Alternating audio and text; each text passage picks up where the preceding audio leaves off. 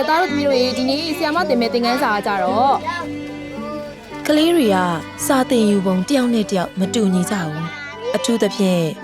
ဣမွန်အခွန်းနဲ့ကိုထက်တို့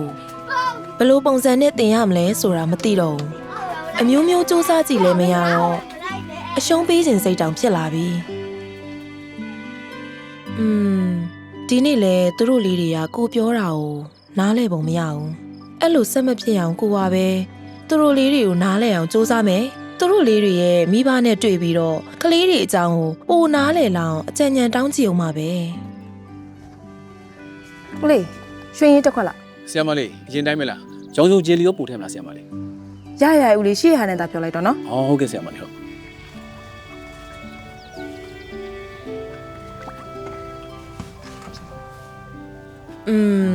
ပါဝင်ပစ္စည်းတွေမတူညီကြပါမယ်အချိုးစားမှန်မှန်နဲ့တိတိကျကျရောဆက်လိုက်တော့လဲစားကောင်းတဲ့ရွှေရင်အေးဖြစ်လာတာပဲ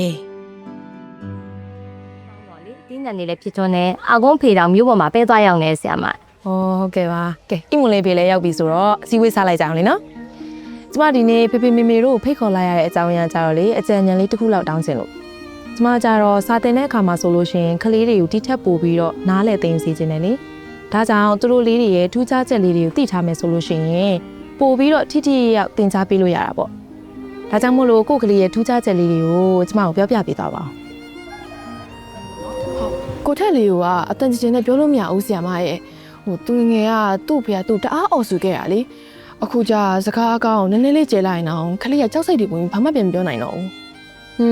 ဒါဆိုလို့ရှိရင်ကျမသူနဲ့စကားပြောလို့ရှိရင်စင်ကြင်ရမှာပေါ့နော်ဒါကြောင့်မလို့သူကအမူအရာလေးနဲ့ပြပြီးတင်တာတို့ပုံလေးတွေဆွဲပြီးတင်တာတို့သဘောကျတာဟုတ်တယ်ဆရာမဆရာမအိမွန်လေးကလေဖြတ်ထိုးညံတော့ကောင်းပါတယ်ဒါပေမဲ့ तू ကတခုခုကိုအကြာကြီးအာရုံမဆိုင်နိုင်ဘူးဆရာမतू ကကြာအာရုံစိုက်ဖို့ခက်ခဲနေရမျိုးထင်တယ်နော်ဒါဆိုလို့ရှိရင်အတန်းထဲမှာကလေးတွေစိတ်ဝင်စားလာအောင်လို့လေနီးလန်းမျိုးစုံပြောင်းပြီးတော့သင်ပေးကြည့်လိုက်မယ်နော်ဟုတ်ကဲ့ပါဆရာမကိုလေးဆရာမအကုန်းလေးဆိုရင်လည်းလေဘာသာစကားအခက်အခဲရှိရောတခါတလေဖြစ်တဲ့နေပြောလိုက်တာမျိုးဆိုရင် तू သိနားမယ်တကူဆရာမရဲ့ကျမတို့ဘာသာစကားနဲ့တွဲပြီးပြောပြရင်တော့လေ तू လည်းသင်ကြားသင်ယူမှုတွေမှာပိုပြီးတက်ကြပါဝင်လာပါလိမ့်မယ်လေဥပမာနားလေကြလားစေနာအိုင်အရှင်းတာရှိရင်မင်းနော်အင်းစေနာရောက်စမ်းဟုတ်အဲ့လိုမျိုးပေါ့ဆရာမရဲ့နားလေကြလားဆိုလို့ရှိရင်စေနာအိုင်မရှင်းတာရှိရင်မင်းနော်အင်းစေနာရောက်စမ်းဟုတ်โอเคကျွန်မမှတ်ထားလိုက်ပါမယ်เนาะနောက်ကကြလို့ရှိရင်အကွန်းလေးကိုလည်းအဲ့လိုမျိုးစကားလေးပြောပြီးတော့တင်ပြီးစီလိုက်မယ်เนาะဟုတ်ကဲ့ပါဆရာမကဲဒီနေ့တော့ကိုထက်ရောသမီးတော်ကဆရာမနဲ့အတူတူစကားပြောစရာမလိုပဲနဲ့ပုံဆွဲရင်တင်ကြမယ်เนาะဒါလေးကဒီမှာနေလုံးပုံဆွဲပေးရမယ်ဆွဲပေးပါအောင်ဆရာမလဲမှာအဝိုင်းအကြီးကြီးဝိုင်းမေးနေလုံးပုံစံလေး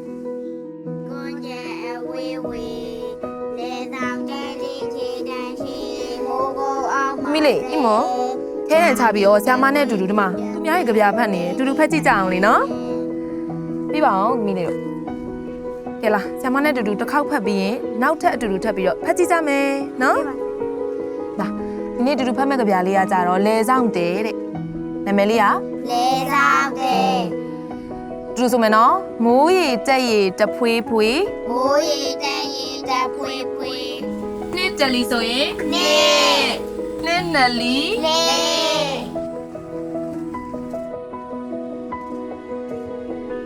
ဂုံးလေးနားလေလားတင်နာအိုင်မရှင်းတာရှင်းမင်းနော်ဆရာမအင်ဂျင်နာရောင်စမ်းဦးကဲတူတူဆက်ဆိုကြမယ်နော်ကဲဆက်ဆိုမယ်နော်နှစ်လေးလီဆိုရင်နှစ်ငါးလီအမကြီးမတက်တဲ့စားအကြည့်ပါအောင်။အိုးတားလေးရောင်စုံကြောက်ကြောတွေအများကြီးထည့်ထားတာပဲ။ဆရာမတော့စားကြင်ဝိုက်ကွယ်။ကလေးတွေရဲ့ပင်ကိုစိတ်မတူတာလေးတွေကိုတေချာနားလည်ဖို့မကြိုးစားဘဲနဲ့ကိုဖြစ်စီခြင်းနဲ့ပုံစံခွက်ထဲကိုဝင်အောင်ကျမလှုပ်ယူနေမိခဲ့တယ်။သူတို့လေးတွေရဲ့မတူညီတဲ့ကိုပိုင်ဟန်လေးတွေကိုရောဆက်ပေးနိုင်မယ်ဆိုရင်အချိုမိန်ဆုံးနဲ့ရင်ကိုအေးမြစေတဲ့ရွှေအေးတစ်ခွက်လိုတင်ယူပျော်ဝင်းကျင်လေးတွေဖြစ်လာမှာသိကြပါတယ်။